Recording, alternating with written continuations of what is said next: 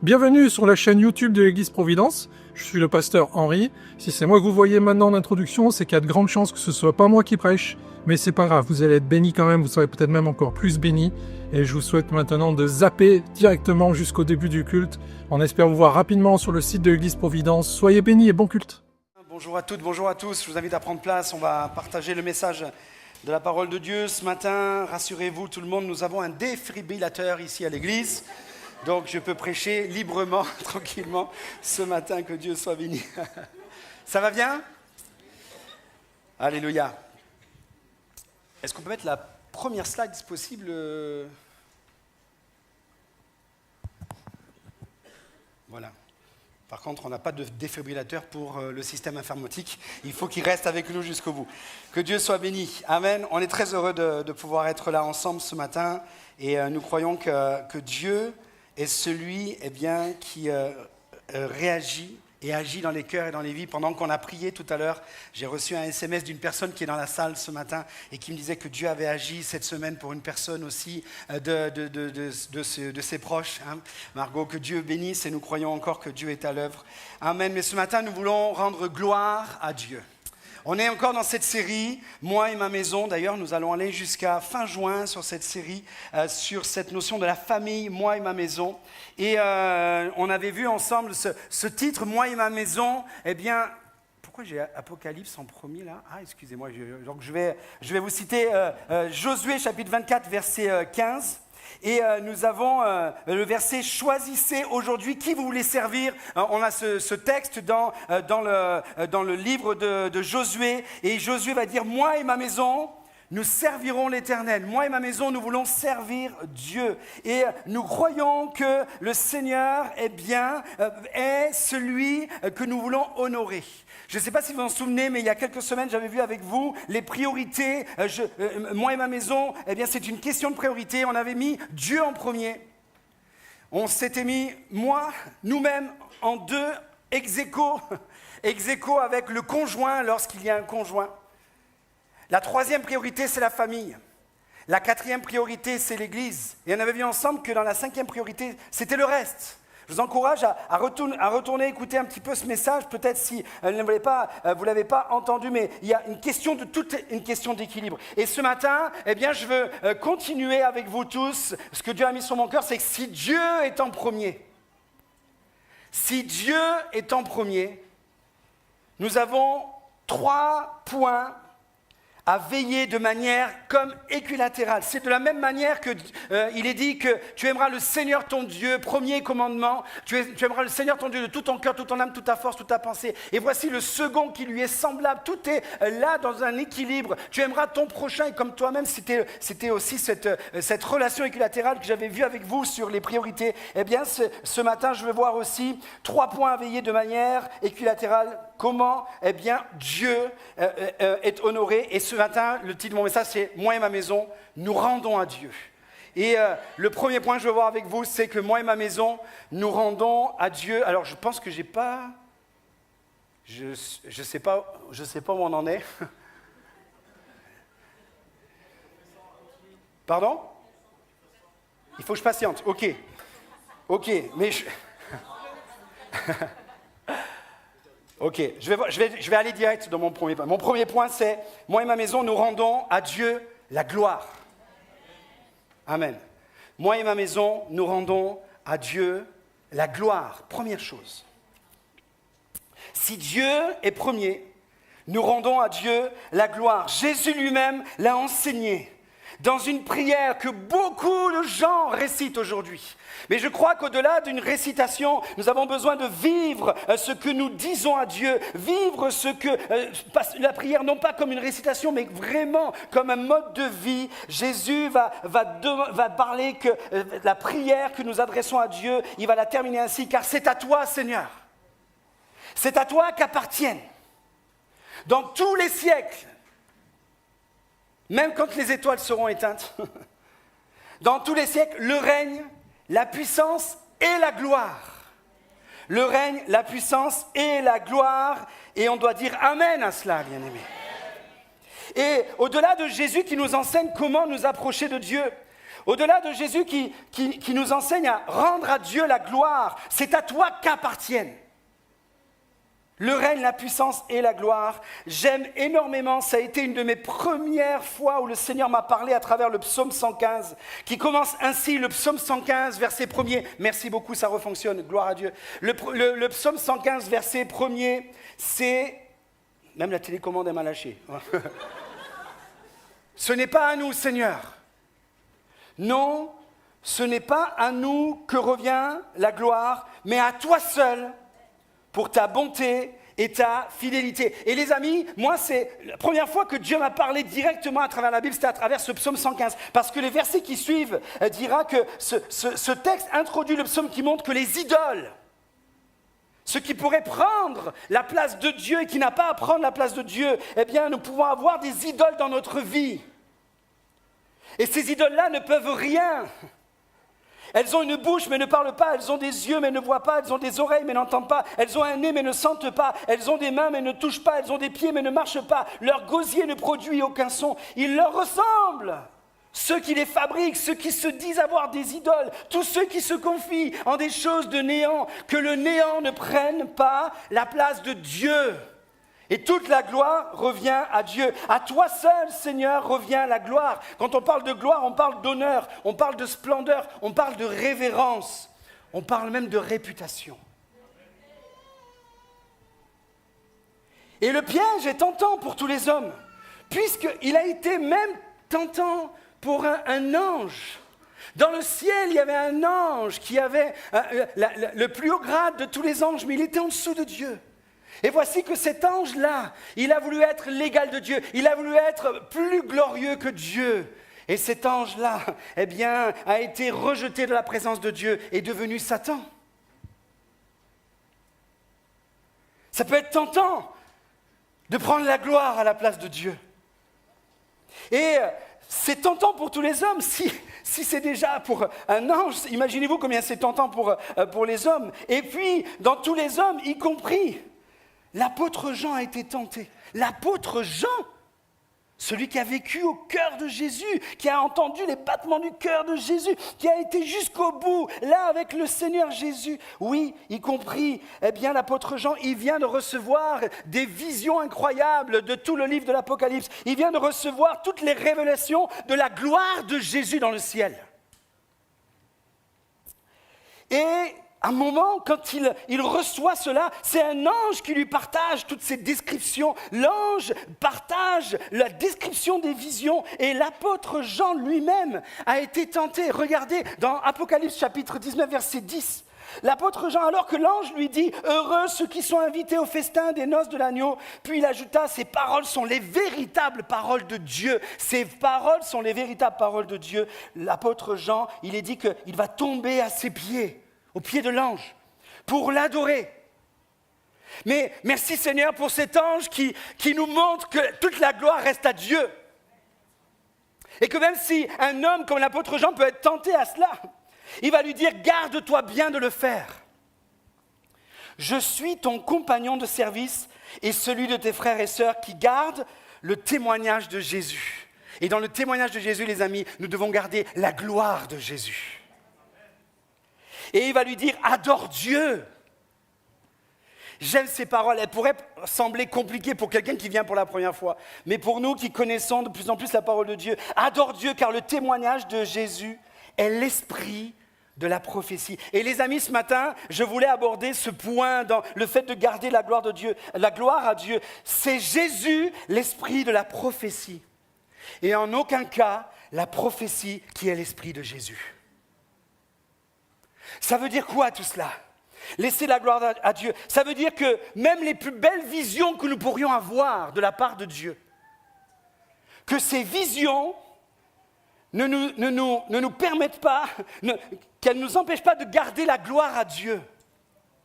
Qu'aucune vision, qu'aucune prophétie, qu'aucun esprit de prophétie prenne la place sur Jésus, qui est l'esprit de prophétie. Que la prophétie ne prenne jamais la place de Dieu. Que la prophétie, que les visions ne prennent jamais la place de la parole. Aujourd'hui, il est nécessaire de le partager à l'Église parce qu'il y a beaucoup de gens qui focalisent seulement sur les visions, qui focalisent seulement sur ce que Dieu m'a dit. Mais le problème, c'est que beaucoup de personnes, je rencontre ce problème. Je ne dis pas que tout le monde est comme ça, mais je veux nous mettre en garde contre cela. Il y a des personnes, ils ne lisent jamais la parole de Dieu. Ils sont toujours en train de chercher des visions de Dieu. Ils reçoivent des visions de Dieu et quelquefois ils sont capables de dire « Dieu m'a dit » et dans ce que Dieu lui a dit, Dieu dit des choses que Dieu dit contrairement à sa parole. Et à aucun moment, eh bien si tu t'attaches seulement à la vision, mais que tu n'analyses pas la vision, est-ce qu'elle est en accord avec la parole, on serait tenté d'adorer, de mettre d'abord la vision, la prophétie avant la parole. Non. Le témoignage de Jésus est l'esprit de la prophétie. Les amis, qu'aucune expérience ne vienne prendre la gloire de Dieu dans notre vie. Qu'aucune révélation, permettez-moi, je vais un peu plus loin, qu'aucun homme de Dieu, à vos yeux, ne vienne prendre la place de la gloire de Jésus. Qu'aucun homme de Dieu, là je me parle à moi, ne vienne prendre la place de la gloire de Jésus. Aucun pasteur, aucune église, aucune entité, aucune dénomination ne vienne prendre la place de la gloire de Dieu. Et aujourd'hui, avec tout ce qui se passe aussi sur le net, on serait tellement tenté de dire « Ah, je peux vivre la gloire de Dieu tranquillement à la maison. » Et puis de temps en temps, là, il y a des conférenciers qui viennent, il y a des grosses missions. « Waouh, on va là-bas, c'est merveilleux, etc. » Vous savez une chose, je crois qu'on a besoin de tout sonder. C'est un pasteur qui vous parle ce matin. C'est un pasteur qui aime sentir la brebis. Vous voyez, j'aime être au contact des gens. On est au contact des personnes. On est au contact des problèmes. On est au contact des gens qui râlent. On est au contact des gens qui nous bénissent. On est au contact des gens qui sont contre Dieu. Et on essaie de leur faire changer d'avis parce que Dieu, comme disait Henri tout à l'heure, eh bien, c'est celui qui est vivant et qui est merveilleux. On est au contact de la réalité. Et beaucoup sont au contact de conférenciers. Et merci Seigneur pour ces conférenciers. Mais un conférencier, aussi grand soit-il, aussi belle parole puisse-t-il avoir, si le conférencier te dit « De quelle église tu es pasteur ?» et qui te dit « Moi je n'ai pas d'église.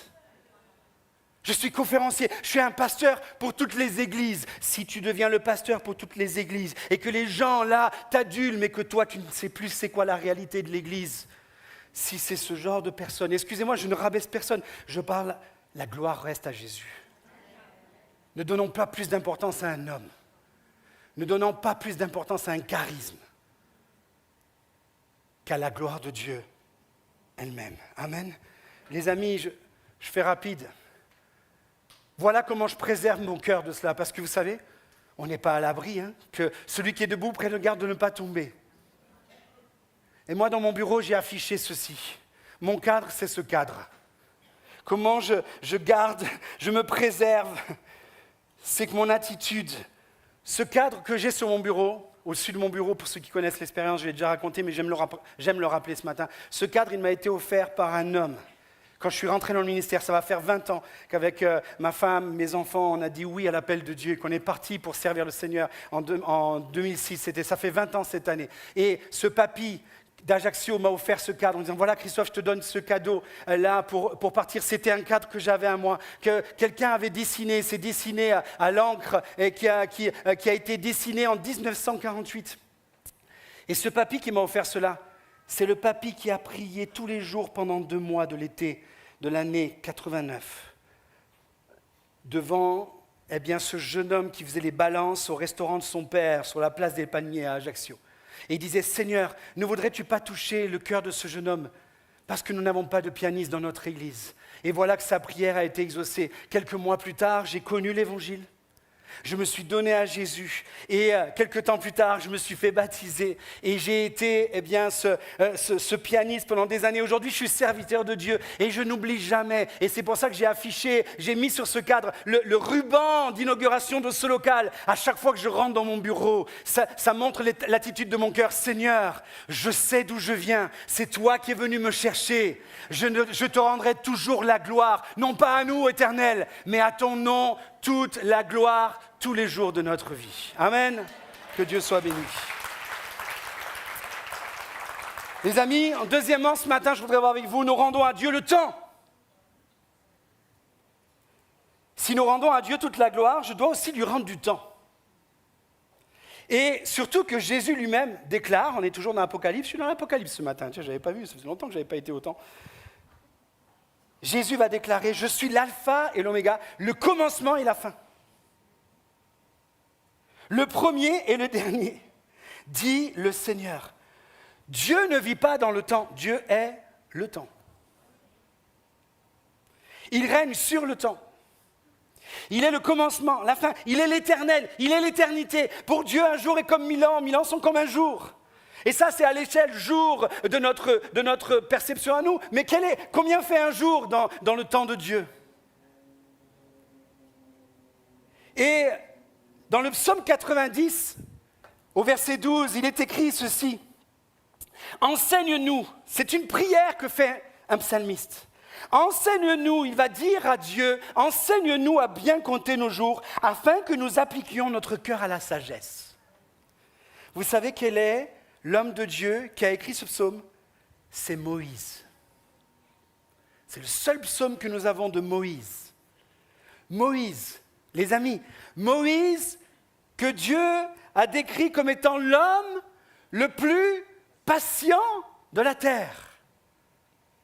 L'homme le plus patient de la terre, l'homme qui a vu la gloire de Dieu. Et en ayant vu la gloire de Dieu, au lieu de se l'attribuer lui-même, il a fait cette prière encore au bout de tant de fois où il avait vu la gloire de Dieu. Il a fait cette prière, Seigneur, fais-moi voir encore ta gloire. Que nos anciens au milieu de nous, vous ne soyez jamais lassés de faire cette prière à Dieu. Fais-moi voir encore ta gloire. Et Moïse qui avait vu tant et tant de fois la gloire de Dieu, eh bien, va faire une prière. Et si il a une prière à nous écrire, à nous enseigner, il va nous enseigner. Enseigne-nous à Dieu, il va dire à Dieu, enseigne-nous à bien compter nos jours. Enseigne-nous à bien gérer notre temps. Les amis, qui croit comme moi que nous sommes dans une génération où nous n'avons jamais autant couru après le temps? On court après le temps.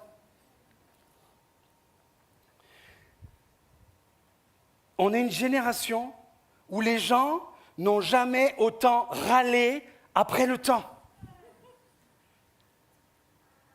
Je me demande si un de ces jours, Amazon ne va pas proposer, tu commandes le midi et à 19h, tu as ta livraison. Les gens payent des abonnements premium pour avoir la livraison le lendemain. Et quand il n'y a pas la livraison le lendemain, parce que le livreur, je ne sais pas, il a eu une crevaison, etc., ça râle. Grave, ça râle grave même. La dernière fois, le livreur n'a pas pu venir, on m'a dit il faut aller au relais de Chronopost, à la Farled, aller chercher le colis. J'ai failli râler de me dire il faut que je me déplace jusqu'à la Farled. J'ai failli. Si j'avais râlé, je ne vous aurais pas prêché ça ce matin. Quoique oui, si je vous avais râlé, j'aurais dit. Je vais au Chronopost, au relais Chronopost de la Farled. Et là, tu dois rentrer qu'un par un dans le... Il faisait froid ce matin-là, j'avais oublié de... On a eu un froid cet hiver, on a même râlé après le temps, la météo, vous voyez. Il y avait plein de gens dehors, j'ai dit, mais il y a plein de places dedans, pourquoi ils ne rentrent pas? Et là, je vois un panneau, 2 panneaux, 3. Vous faites 1 mètre, il y a des panneaux comme ça, A4, qui vous disent « Merci de respecter le personnel ». Toute personne qui agresse une personne du personnel sera mise dehors.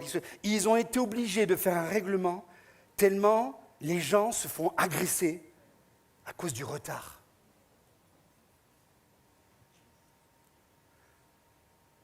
Merci Seigneur.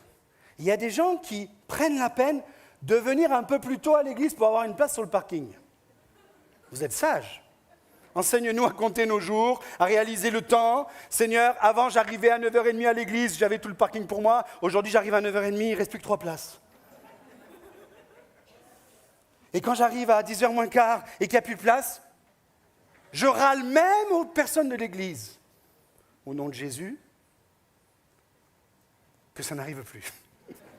C'est pour ça que maintenant on met des costauds au parking. Notre frère Stan a commencé son service ce matin.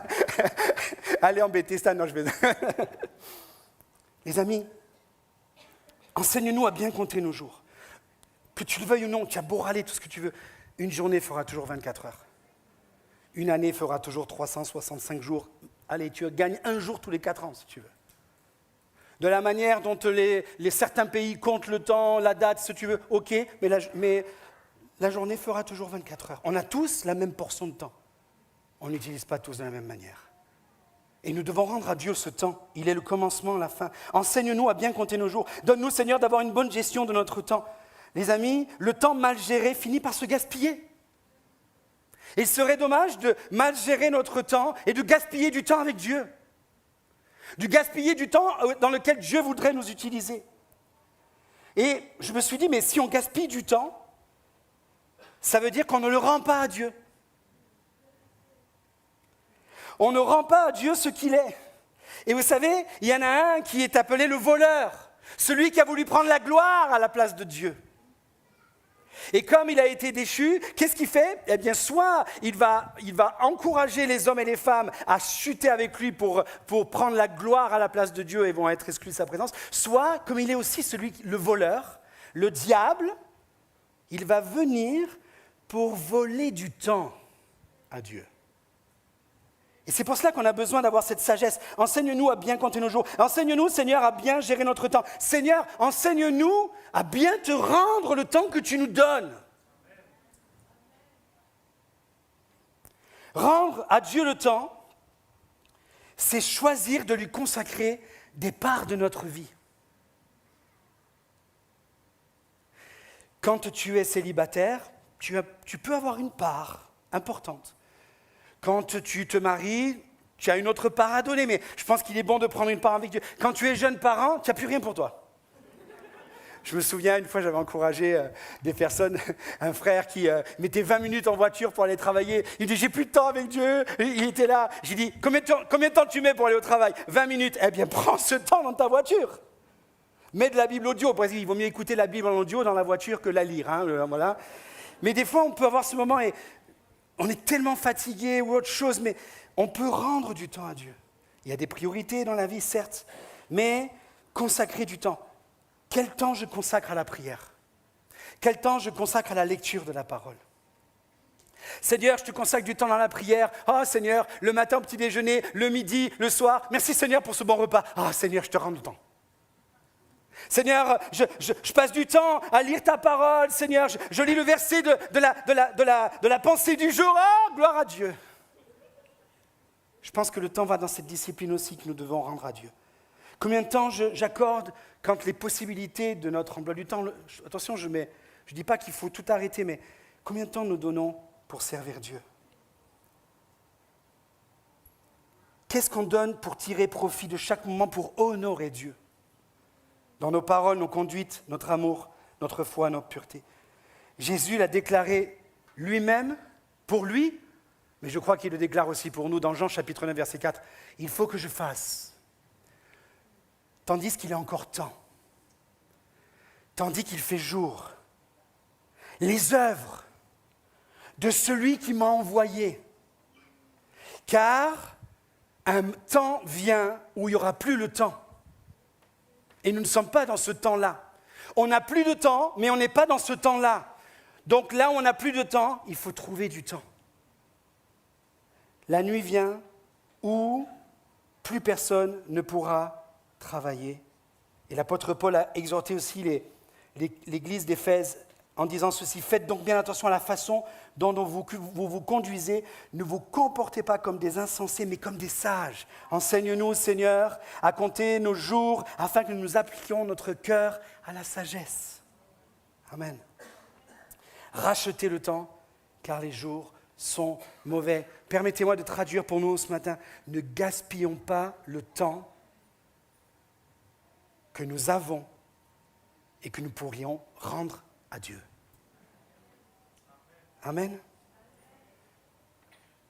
Et le troisième point ce matin que je vais voir avec vous, vous pouvez vérifier si le défibrillateur il est bien en action dans la salle d'accueil, s'il vous plaît. Nous rendons à Dieu l'argent. Toute personne qui vienne pour la première fois ce matin, ce point-là, il n'est pas pour vous. N'allez pas à la salle d'accueil boire un café, on n'a pas encore repris le café. Restez avec nous, ça va être intéressant. Commencez pas, après ce point que je vais aborder là, de dire « Ah, on m'avait dit que les évangéliques, c'était de ceux qui pillaient dans les poches. » Ça, c'est de l'hérésie, ça. Ça, c'est de ce que certains n'ont pas rendu la gloire à Dieu. Et qui ont fait de l'évangile, du vrai évangile, eh bien un évangile de prospérité et qui déclare « Je dois donner pour être béni ». Ce n'est pas le vrai évangile. Le vrai évangile, c'est « Je donne parce que ça bénit Dieu ». Je donne parce que je l'aime. Et je donne parce que l'argent lui appartient. Agée, chapitre 2, verset 8, dans toute une vision de la deuxième maison, le deuxième temple, la maison spirituelle, la gloire de la maison, de la deuxième maison sera plus grande que la première. Et nous sommes là dans la vision de l'Église et nous pouvons dire ce matin sur toute la surface de la terre, les dimanches c'est le jour d'adoration, c'est les premiers jours de la semaine. Pendant 24 heures, Dieu est loué sur toute la surface du monde, les amis. Combien cette maison est bien plus glorieuse que celle d'avant. Mais dans cette maison, dans cette gloire dans laquelle Dieu veut se manifester, Dieu déclara « L'argent m'appartient. L'or m'appartient, déclare l'Éternel, le maître de l'univers, le maître de la force de la nature. » J'aime ces expressions. Si ce matin, tu penses que tu veux donner, là, tu veux être attiré par de l'énergie, par toutes sortes d'énergie, on te propose plus que l'énergie. On te propose le créateur de l'énergie. Ne perds plus de temps à essayer d'adorer la nature, les arbres, les pierres, tout ce que tu veux, à prendre de l'énergie. Viens dans la présence de Dieu. Celui qui est le maître de l'univers. La Bible français courant traduit, en effet, l'or et l'argent du monde entier m'appartiennent. C'est-à-dire que tout argent que nous avons, c'est Dieu qui permet. Il nous permet la santé. Il nous permet des capacités. Il y a notre travail, bien entendu. Je ne dis pas, c'est à la sueur de notre front aussi qu'on doit gagner. Et donc, il y a cette notion, quand on vient pour la première fois, on peut ne pas comprendre ces choses. Vous qui avancez avec Dieu, qui avez pris le baptême, vous pouvez commencer à comprendre si vous êtes continuez cette croissance spirituelle. Pour ma part, avec ma femme, on s'est convertis, on n'était pas encore mariés, on était jeunes mariés. C'est à partir du moment où on a commencé à être jeunes mariés que ces choses sont devenues comme une évidence. Et Dieu ne nous a pas reproché que tant que ce n'était pas devenu une évidence, on était des faibles. Non, comme un enfant a besoin de lait au départ et puis ensuite va prendre de la nourriture solide. Vous pouvez remarquer que je ne m'entretiens pas que par du lait. Hein. Je mange bien de la nourriture solide aujourd'hui. Il y a des choses que l'on comprend plus tard et à un moment donné, ça, on peut le comprendre. Nous rendons à Dieu l'argent. Dans la notion de l'Ancien Testament, Dieu a demandé à son peuple de lui rendre la dîme de ses revenus. Quand on parle de la dîme, on parle de 10%. Il y a une centaine de versets dans toute la parole qui nous parlent de cette notion-là, d'honorer Dieu. Regardez Dieu ce qu'il dit dans Lévitique chapitre 27, verset 30. Et je vais essayer aujourd'hui de faire en sorte que cette parole qui était pour le peuple avant, comment aujourd'hui nous pouvons continuer d'honorer Dieu maintenant.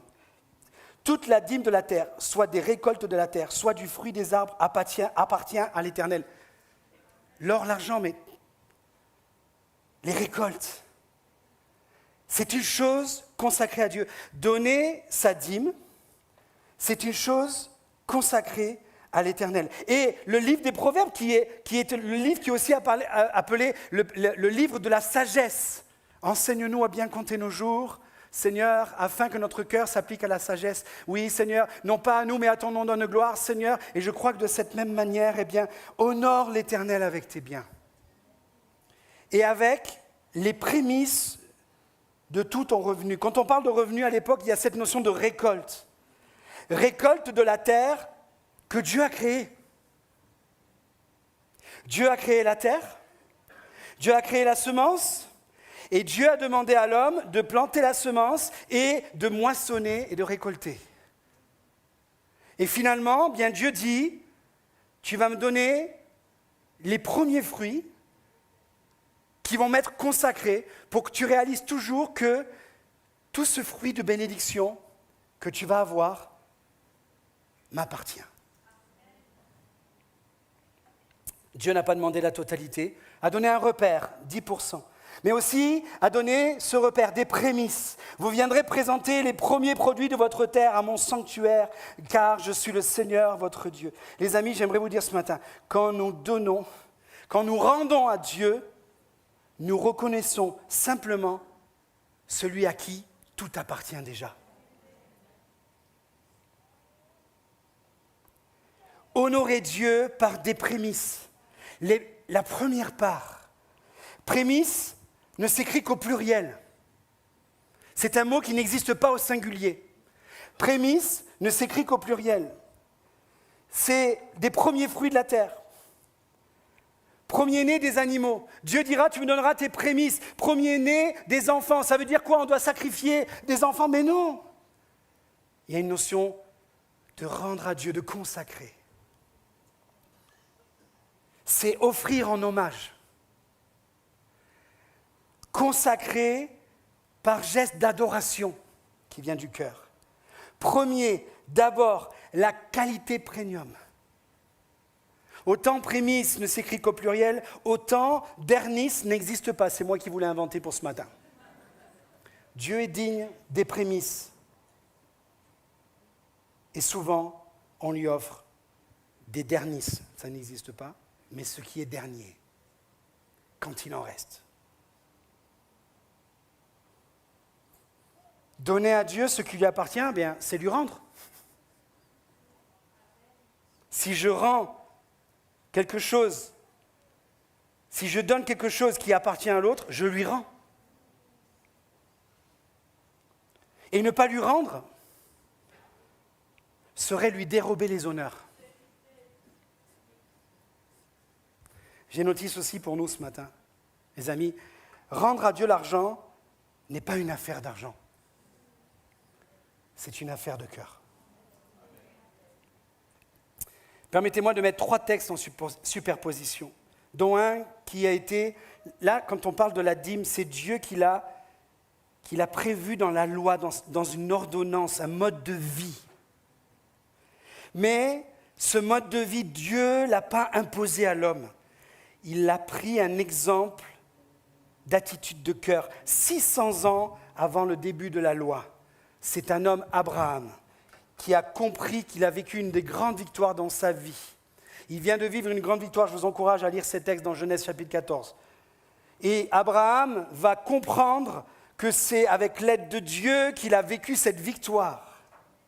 Et là, dans un échange, il va y avoir là, cette notion de présence de Dieu et Abraham qui va être béni de Dieu. Abraham est béni de Dieu et il reçoit qu'Abraham soit béni par le Dieu Tout-Puissant, le Maître du ciel et de la terre. Et dans ce retour, il y a cette notion, béni soit le Dieu. On est béni de Dieu par nos biens. On doit bénir Dieu en rendant de nos biens. Et regardez, béni soit le Dieu très haut qui a livré tes ennemis entre mes mains, entre tes mains, toutes ces notions. Je ne veux pas rentrer dans le détail. Et c'est juste qu'après cela, il est dit que cet homme, Abraham encore, il est devenu Abraham, mais il était encore Abraham. Il donna la dîme de tout. Personne ne lui avait demandé de le faire. ça a été une attitude de cœur sans que Dieu le lui demande. C'est un acte volontaire. Un acte volontaire d'adoration, un acte volontaire de générosité, un acte volontaire de consécration, un acte volontaire. Plus tard, son petit-fils Jacob, pareil, il va faire cette prière. Si je retourne en paix dans la maison de mon père, alors l'Éternel sera mon Dieu. Il est en train d'avoir un échange avec Dieu, il est en train de vivre une rencontre avec Dieu. Et il va dire, cette prière que j'ai adressée là, ici, dans cet endroit, je veux mettre un autel qui va déclarer que c'est la maison de Dieu. Et Dieu, si tu es avec moi, si tu me protèges, si tu me bénis dans ma vie. Il n'avait rien à ce moment-là, Jacob, rien du tout. Il ne pouvait rien offrir à Dieu, il n'avait rien. Seigneur, si tu me bénis, je te donnerai la dîme de tout ce que tu me donneras. C'est fort, je te donnerai la dîme de tout ce que tu me donneras. Je te rendrai une part qui va déclarer que je t'honore. Rendre à Dieu l'argent n'est pas une affaire d'argent, c'est une affaire de cœur. Deuxième superposition, regardez Jésus. Jésus va parler que dans la nouvelle alliance, le cœur, la dîme donnée à Dieu, rendre à Dieu, ce n'est pas une histoire de pourcentage, c'est une histoire de cœur. Jésus s'étant assis vis-à-vis du tronc, de l'endroit où les gens donnaient, rendaient à Dieu, il a regardé comment la foule, je l'enseigne souvent ça à l'église quand je parle de cette dimension, il regardait comment la foule y mettait de l'argent. Jésus ne regarde pas combien, mais comment. Nous lui rendons. Car c'est le comment qui détermine le combien. Et là, dans ce combien, il y a beaucoup de riches qui venaient. Il y avait des riches qui mettaient beaucoup devant tout le monde. Puis il y a une petite veuve, une pauvre veuve. Déjà que veuve, à l'époque, c'était pauvre parce qu'elle n'avait plus de moyens de revenus par son mari. Une pauvre veuve mit 2 petites pièces d'argent. Pauvre veuve, 2 petites pièces d'argent. Je me dis, tiens, c'est peut-être un Français qui a écrit ça. On a toujours le truc du petit, nous. Et Jésus va dire, voyez, tous ceux qui ont mis beaucoup, tous ceux qui ont mis le combien haut, ils ont mis moins que les 2 petites pièces de rien du tout de cette femme. Parce qu'eux, ils ont mis de leur superflu, de leur dernice, pour que la gloire soit vue des hommes. Mais cette petite veuve, elle a donné de son nécessaire. Et comprenez que dans le nécessaire, elle n'a pas donné tout. Elle a apporté 2 petites pièces de ses prémices. Elle a fait confiance à Dieu. Une question d'attitude avant l'obéissance. Ce n'est pas parce que tu donnes que ça y est. Il y en a un, il a dit, il arrive au temple, « Oh Seigneur, je te loue de ce que je ne suis pas comme le reste du monde. » Le gars, il avait déjà le premier point, il était mort, lui. Tous ces gens adultères, menteurs, ou alors ce publicain là-bas. Oh là, heureusement que je ne suis pas comme lui, parce que moi, je jeûne 2 fois la semaine. Et je donne la dîme de tous mes revenus. Et Dieu va dire que le gars qui donne la dîme de tous ses revenus, le gars qui donne le combien, il va rentrer chez lui sans la faveur de Dieu. Parce que Dieu ne regarde pas le combien. Il regarde le comment. Et ce publicain-là, il était là, il dit, Seigneur, aie pitié de moi, qui ne suis qu'un pécheur. Ce jour-là, son attitude a fait qu'il s'est prosterné devant Dieu. Et lui, il a reçu la faveur de Dieu. Et encore ce texte en superposition, pour montrer toujours c'est une attitude de cœur, que chacun donne comme il a résolu dans son cœur. Vous avez compris qu'on est plus dans le prémisse que dans la dîme. Sans tristesse, ni contrainte. Dans la contrainte, il y a l'obligation. Que celui qui donne, comme il a résolu dans son cœur, sans obligation. Oh Seigneur, tiens. Dieu aime celui qui donne avec joie. Littéralement, celui qui a résolu dans son cœur, c'est celui qui choisit la meilleure part de son cœur pour donner à Dieu. dans le prémisse. Le meilleur, là où est ton trésor, là aussi sera ton cœur. Et l'apôtre Paul aussi, toujours dans l'épître aux Corinthiens, en fait c'est à l'épître de Corinthe, qui avait tous les dons d'ailleurs, tiens, entre parenthèses, je referme la parenthèse, qui va parler le plus de cette notion. Il va dire que celui qui met de côté ce qu'il pourra selon ses moyens. L'apôtre Paul a encouragé les Corinthiens à donner. Ceux qui avaient les moyens à donner plus que ceux qui avaient les moyens pour bénir ceux qui n'en avaient pas. C'était comme ça que ça fonctionnait à l'époque. Et il va leur dire, donnez plus si vous pouvez, parce que le jour où vous ne pourrez plus donner, on vous donnera. Toute une notion de solidarité aussi.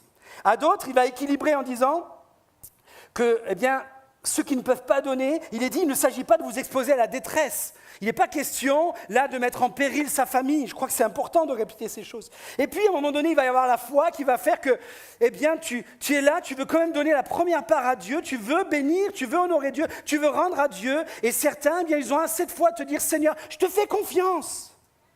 Il ne va pas me rester peut-être assez, mais je veux quand même te donner ta part. On a été dans cette expérience avec ma femme, on a fait partie de cette expérience-là. On a toujours donné à Dieu.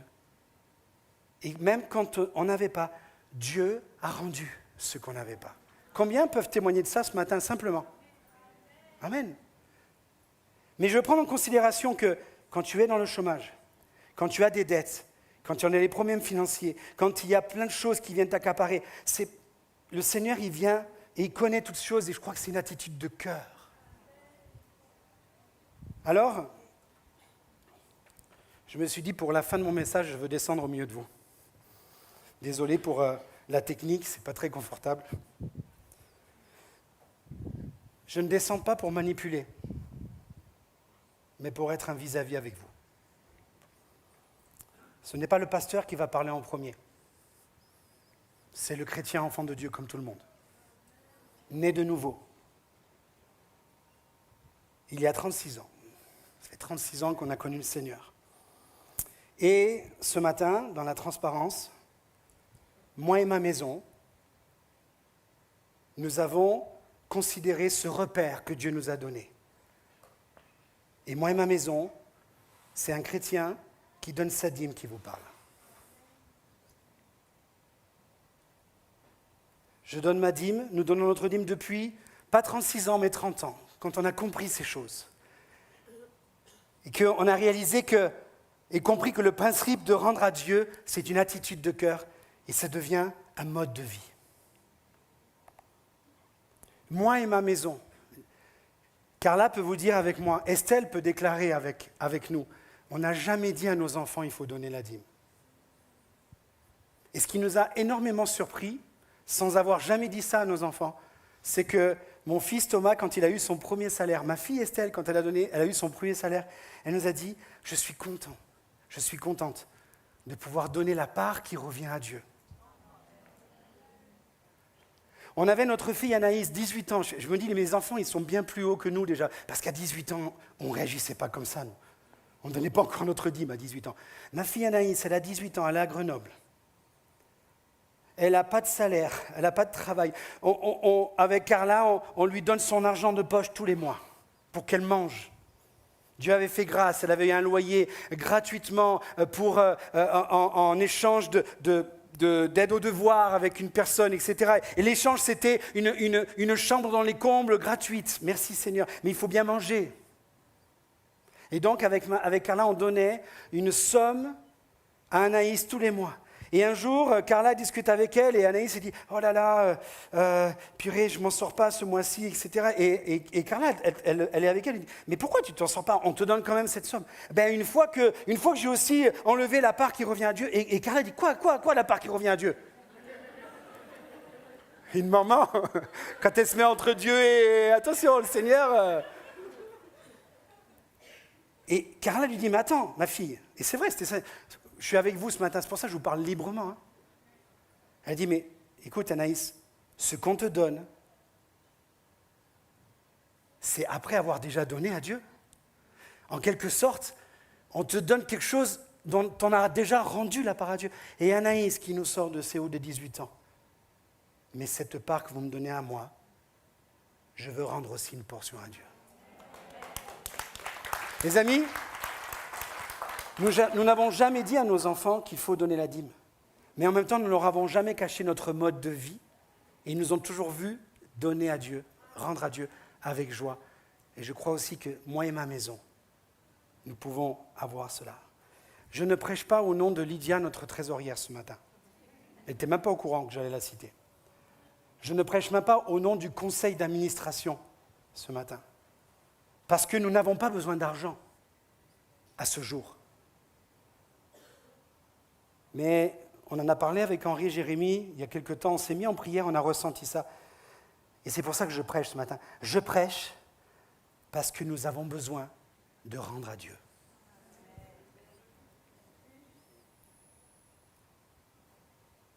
Je prêche aussi pour que rendre à Dieu, l'argent ne devienne pas un principe biblique en voie de disparition. Comme nous continuerons de prêcher sur la repentance, comme nous continuerons de prêcher sur le péché, comme nous continuerons de prêcher sur la nouvelle naissance, comme nous continuerons de prêcher sur les valeurs de Dieu, nous prêchons sur le fait de rendre à Dieu pour que ça ne devienne pas un principe biblique en voie de disparition. Et d'où le fait pourquoi je suis avec vous ce matin. J'aimerais vous parler de ce que notre Église rend à Dieu. Si on a un journaliste incrusté, un agent secret au milieu de nous, et que les paroles, s'il les prend maintenant, c'est sûr que vous allez avoir un reportage sur la télévision qui va nous démonter. Mais il faut avoir tout le contexte. Donc si quelqu'un entend cette parole sur un reportage, écoutez tout le contenu. Nous sommes en moyenne tous les dimanches 350 adultes. C'est une moyenne basse. Et toute la gloire est à Dieu.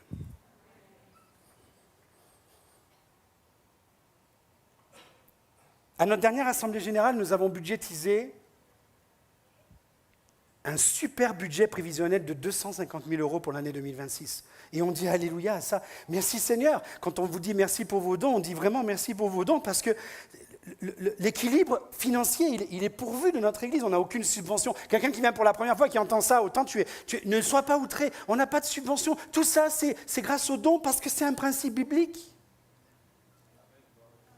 Et donc, le budget de 250 000 € pour 2026 d'offrande de l'Église, si on regarde à ce que donne une personne sur 350 en moyenne basse, ça veut dire qu'il y a, dans la généralité, 350 personnes qui donnent à Dieu 59 € par mois. C'est-à-dire la dîme d'un RSA, moins qu'un RSA.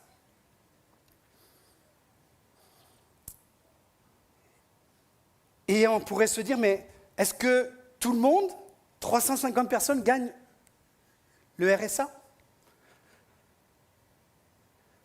Si chacune donnait, rendait à Dieu, j'exclus tous les cas que j'ai parlé tout à l'heure, les dettes financières, etc. L'argent, c'est une question de Dieu, mais je fais cette analyse. Si chaque personne donnait, rendait à Dieu la dîme d'un SMIC, on aurait un budget de 650 000 € à l'année. Écoutez bien, avec 650 000 € à l'année, il y a 4 pasteurs en plus payés à plein temps dans cette église. Il y a 4 personnes payées à mi-temps, autres que pasteurs. Et nous pouvons assumer un crédit de construction et dans le Toulon Grand Ouest, et même dans le Toulon Grand Est, on peut assumer une construction d'un local de 300 personnes, avec équipe pastorale compris. Et les amis, je vais demander à l'équipe de louange de remonter, s'il vous plaît. Je devais remonter avec eux, mais je reste en bas. Tant pis pour la présentation de la vidéo. Manon, la pauvre. Les amis, considérons, moi et ma maison, On a des anciens au milieu de nous qui nous ont montré l'exemple. Nous, on a aussi suivi cet exemple d'anciens. On a transmis à nos enfants juste par un mode de vie. Moi et ma maison, nous rendons à Dieu. Nous rendons à Dieu la gloire. Nous rendons à Dieu, le temps. Nous rendons à Dieu l'argent. Et je crois aujourd'hui que dans la transmission, je le disais la dernière fois, moi et ma maison, je souhaite que ma maison construise au-dessus de ma tête avec mes enfants un immeuble. Et je souhaite que mes enfants construisent avec leurs enfants dans la transmission de Dieu, de continuer de ce mode de vie, construisent un building. Et les amis, j'ai envie de vous dire, que oui, une famille engendre avec Dieu une génération. Mais une génération peut engendrer avec Dieu une société. Et dans cette notion-là, lorsque Dieu dit à son peuple qui est loin de lui, revenez à moi, remettez-moi à la première place. C'était un temps où le temps d'Israël Israël était en lambeaux, le temple était en lambeaux, ils étaient en déportation parce que Dieu avait pris la dernière place. Ils avaient abandonné l'Éternel et Dieu lui dit, revenez à moi. Revenez à moi dans la repentance, revenez à moi, laissez vos idoles, revenez à moi dans l'adoration, remettez-moi en premier. Remettez-moi en premier. Et ainsi, en me remettant en premier, recommencez à donner la part qui revient à Dieu. Redonnez à Dieu la gloire. Redonnez à Dieu le temps. Redonnez à Dieu l'argent. Et vous verrez, dit Dieu, si je n'ouvre pas pour vous les écluses des cieux. Les amis, dans la fin des temps, les hommes seront égoïstes, fanfarons, ennemis de Dieu, ennemis du bien, amis de l'argent. Ne soyons pas de ce nombre. Et ce matin, viens mettre, je parle spirituellement, viens mettre 2 petites pièces. Au milieu de ta dette financière, décide quelque chose, mets 2 petites siestes, pas 2 petites siestes, ça tu feras après, 2 petites pièces. Je suis fatigué moi. Et de voir que moi et ma maison, nous rendons à Dieu. Les amis, je crois ce matin, et je termine avec ça, ce que nous refusons de rendre à Dieu finit souvent par devenir notre maître. Rendons à Dieu la gloire. Sinon, l'orgueil précède la chute. Rendons à Dieu le temps, car la nuit vient où plus personne ne pourra travailler. Ne soyons pas en retard. Et rendons à Dieu l'argent, car l'amour de l'argent est source de tous les maux. Mais nous ne voulons pas que l'argent devienne un maître. Nous voulons faire valoir. Amen. Je me suis dit ce matin, franchement, je vais être sincère avec vous. Je ne voulais pas prêcher ce message. Pas la dernière partie en tous les cas. Parce que tu es toujours en train de te dire humainement comment ça va être interprété. Qu'est-ce qu'ils peuvent dire? Qu'est-ce qu'ils vont penser? Mais en même temps, j'espère que vous l'avez reçu le plus humblement, le plus humainement possible. Nous avons besoin de rendre à Dieu. L'Église a besoin de rendre à Dieu. Dieu a besoin qu'on lui rende de la gloire, du temps, de l'argent, afin que le royaume de Dieu puisse exploser sur la terre avant son retour. On prend ce refrain ensemble, équipe de louange. Donne-moi un cœur tout entier et complètement dévoué. Si ça vous dit de vous lever à votre place avec moi, ceux qui le peuvent, faites-le. Je prie que ce message, Dieu le continue dans vos cœurs. Si quelqu'un est irrité ce matin, que le baume de Dieu vienne enlever votre irritation. que le Dieu vienne faire comprendre. Si quelqu'un est attristé ce matin, si quelqu'un a peur ce matin, si quelqu'un a peur de quoi il sera vêtu demain, qu'est-ce qu'il va manger, comment il va nourrir sa famille, Dieu te dit, n'aie pas peur de ça. Cherche premièrement le royaume de Dieu et la justice, et tout le reste, je te le donne.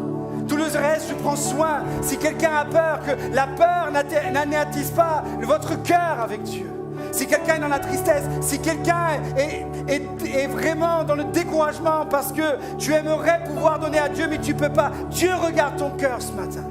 Mais ce matin, il te relève et il t'encourage.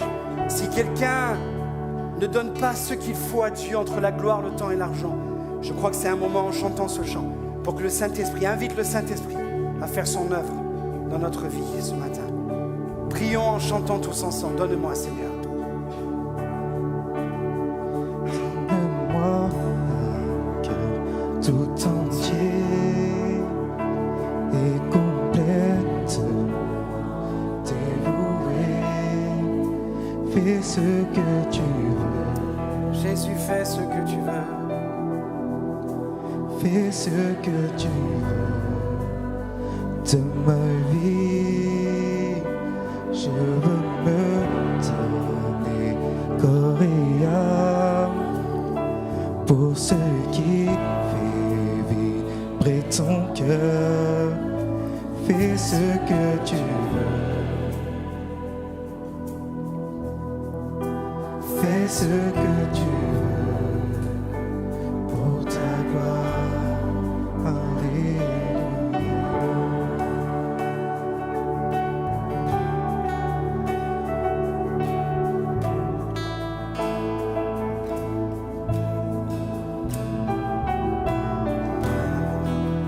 Approche au nom de Dieu ce matin, vraiment avec un cœur sincère.